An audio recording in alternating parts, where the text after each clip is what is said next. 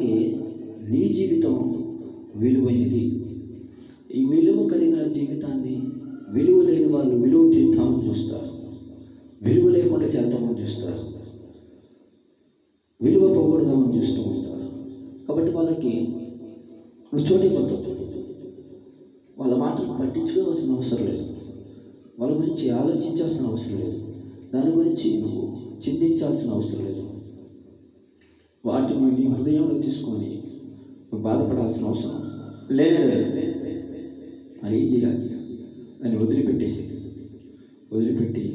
నువ్వు దేవుడి వైపు అడుగులు వేయి.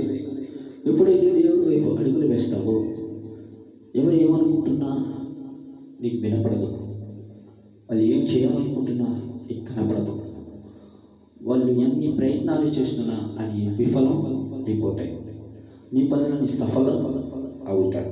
ఎందుకంటే దేవుడి రక్షణ నీకుంది, దేవుడి కాపుదల నీకు ఉంది, దేవుడి కంచె నీకు ఉంది, దేవుడి యొక్క దేవదూతలు నీ చుట్టూ ఉండాలి. మరి ఎవరండి మనల్ని పాడు చేసేది? ఎవరండి మనల్ని నాశనం చేయాలనుకున్నది? ఎవరండి మనల్ని చంపాలని చేసేది? ఎవరు ఎన్ని ప్రయత్నాలు చేసినా, ఏ ప్రయత్నము చేసినా, ఎన్ని పన్నాగాలు పన్నినా అవి మన మీద ఫలించవు. ఎందుకంటే యేసుక్రీస్తు రెక్కల కింద మనం ఉన్నాం. ఆయన రెక్కల కింద మనల్ని దాచాడు, ఆయన రక్తంతో మనల్ని కడిగాడు, ఆయన శరీరంతో మనల్ని బలపరిచాడు. ఇప్పుడు మనల్ని ఎవరైనా బలహీనం చేయగలరా? చేయలేరు. మనల్ని ఎవరైనా నాశనం చేయగలరా? చేయలేరు.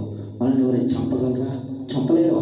ఎందుకంటే బలహీనమైన వాడి దగ్గర మనం లేమో, బలవంతుడైన దేవుడి దగ్గర మనం